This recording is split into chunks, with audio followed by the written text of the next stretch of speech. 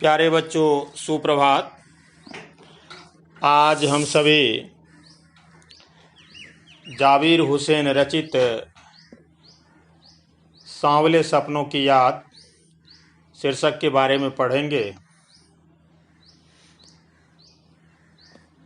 पाठ के साथ साथ हम लेखक के व्यक्तित्व एवं कृतित्व को भी जानने का प्रयास करेंगे। राजनीति के साथ साथ साहित्य सेवा में समर्पित लेखक जाबिर हुसैन का जन्म सन 1945 में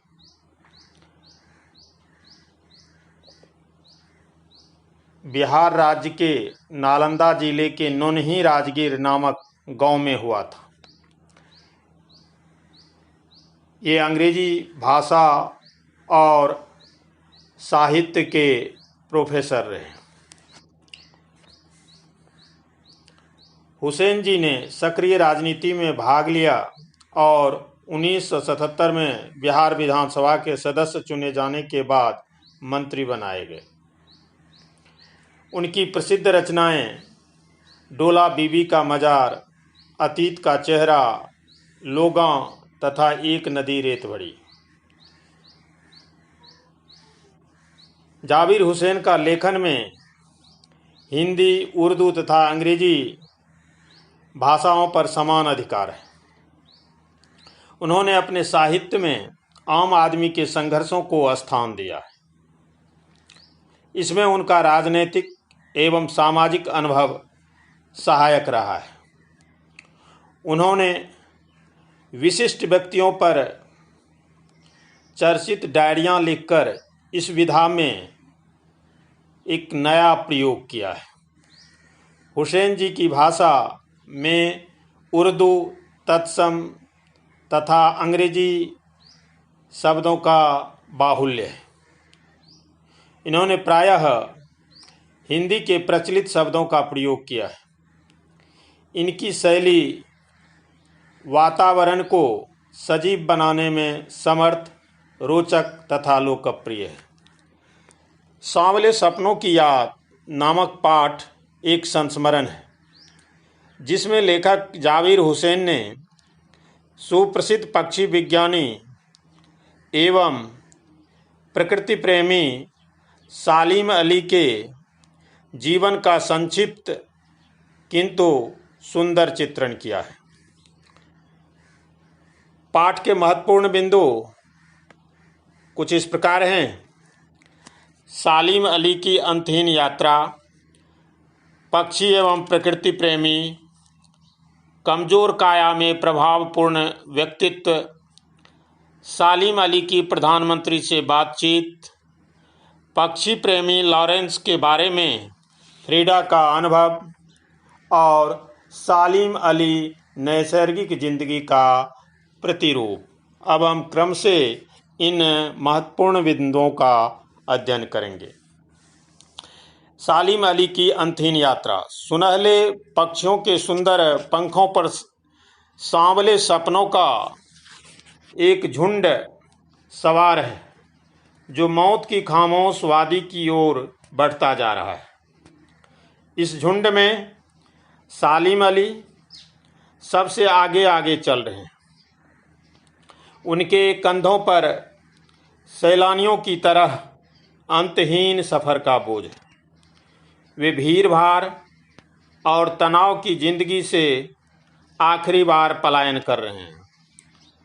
वे वापस लौटने वाले नहीं हैं। वे मौत की गोद में जा बसे उस पक्षी के समान हैं, जो किसी के शरीर की गर्मी और दिल की धड़कन पाने के बाद भी अपने सपनों के मधुर गीत दोबारा नहीं सुना सकता है। पक्षी एवं प्रकृति प्रेमी। सालिम अली कहते थे कि लोग पक्षियों एवं प्रकृति को आदमी की नज़र से देखते हैं। यह उनकी भूल है।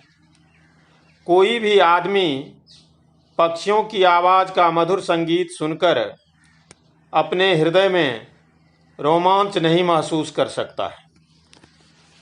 श्री कृष्ण ने वृंदावन में रासलीला कब रचाई थी, कब गोपियों के साथ लीला रचाई और बंसी बजाई थी, माखन खाने के लिए कब बर्तन फोड़े थे, यह तो पता नहीं। परंतु आज भी वृंदावन जाने पर यमुना नदी का सांवला पानी उस पूरे घटनाक्रम की याद तरोताज़ा कर जाता है।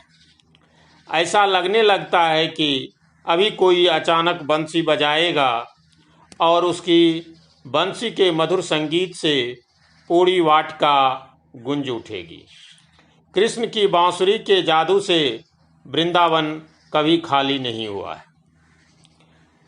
कमज़ोर काया में प्रभावपूर्ण व्यक्तित्व। सालिम अली कमज़ोर सी काया वाले उस व्यक्ति का नाम था जिसकी उम्र करीब 100 साल होने को थी।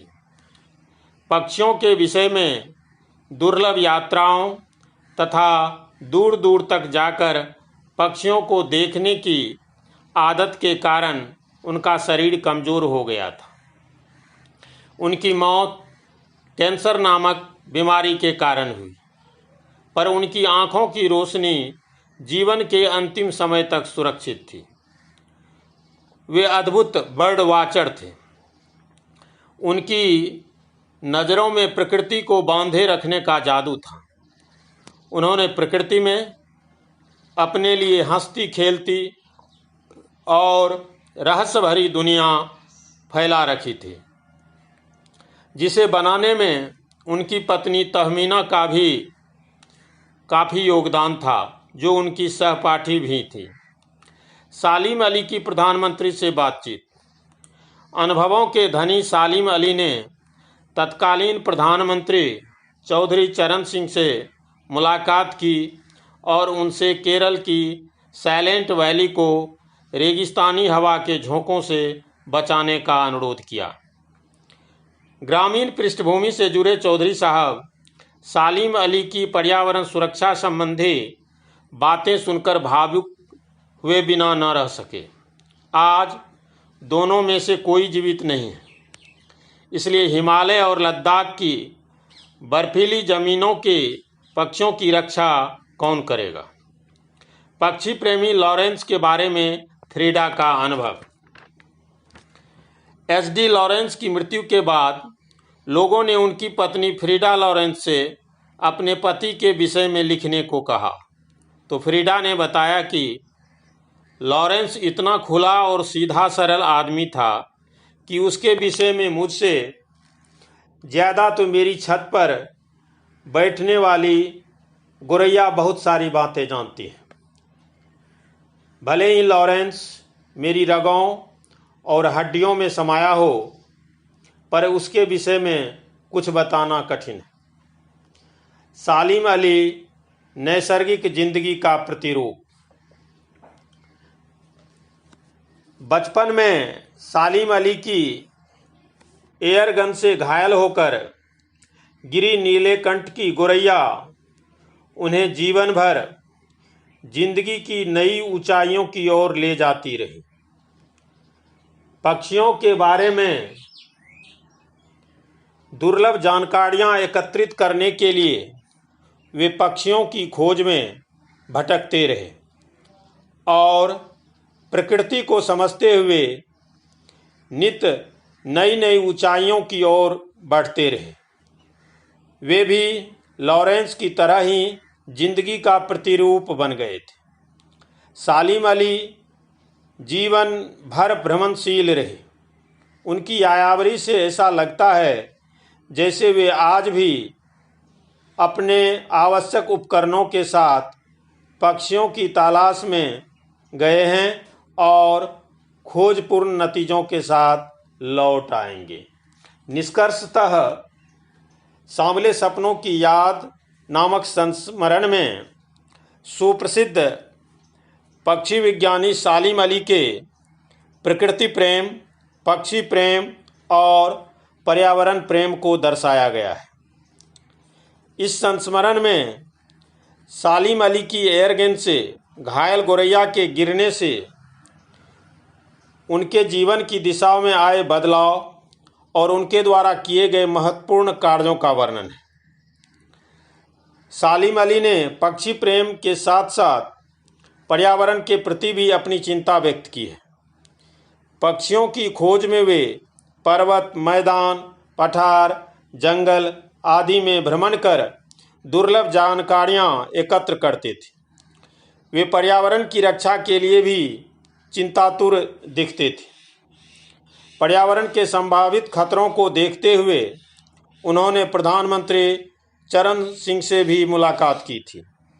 उनकी मृत्यु कैंसर की लंबी बीमारी से हुई।